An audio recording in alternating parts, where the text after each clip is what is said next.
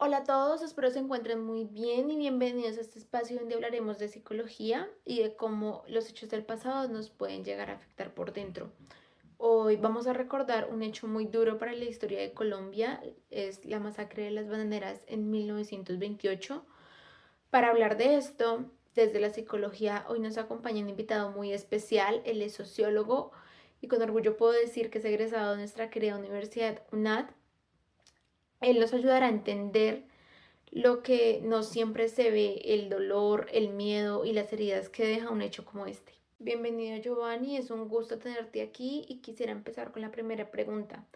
¿Qué llevó a los trabajadores de la United Fruit Company a organizar una huelga en 1928 y cómo respondió el gobierno colombiano a sus demandas? En 1928, la United Fruit Company era una multinacional estadounidense dedicada al cultivo y exportación del banano, no solamente en Colombia, sino también en otros países de América Latina y del Caribe. El descontento de los trabajadores dedicado al cultivo del banano radicaba, como ocurrió en aquella época y sigue ocurriendo hoy en día, en que la contratación de los empleados dedicados a la siembra y recolección de esta fruta era tercerizada mediante una serie de contratistas que se encargaban tanto del pago como de las responsabilidades asociadas a los accidentes laborales y los sitios que debían acondicionarse para vivir mientras estuviesen trabajando. Estas condiciones laborales cada vez solían ser más precarizadas y a pesar de los continuos reclamos por parte de los movimientos obreros y sindicatos que ya estaban establecidos en la época, tanto el gobierno como la multinacional no atendían sus llamados a concertar mejores condiciones laborales para dichos trabajadores, con lo cual se terminó decidiendo por parte de los mismos el llamado a la huelga definitiva, como una forma de presión que les permitiera poder negociar su pliego de condiciones. Porque este hecho se considera como un punto de quiebre en la historia laboral y política de Colombia.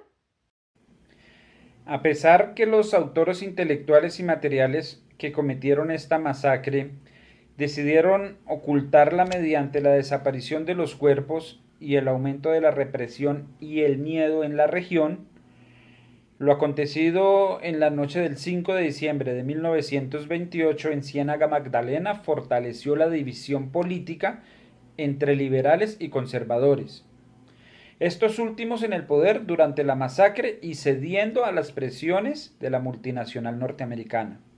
Esto conllevó a que perdieran la presidencia en el año de 1930. Precisamente con el ascenso del Partido Liberal al poder en cabeza del presidente Enrique Olaya Herrera, se realizaron una serie de reformas laborales desde el interior del país, que permitieron, por ejemplo, instaurar la jornada laboral de 8 horas, el descanso dominical remunerado y otra serie de garantías en materia social para cada trabajador en general. ¿Cuáles fueron las consecuencias sociales, políticas o económicas que dejó la masacre de las bananeras en las décadas posteriores? En materia económica, podríamos decir que no se presentaron cambios sustanciales. La multinacional bananera siguió con su operación de cultivo y exportación de banano. Incluso en los siguientes años se fortaleció su negocio.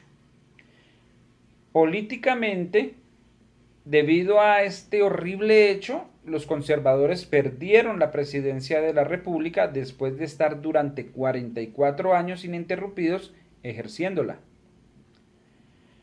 En materia social, con el paso de algunos años, los trabajadores comenzaron a desarrollar una identidad colectiva y fuerte, basada en una clase social organizada con capacidad de exigir sus derechos laborales.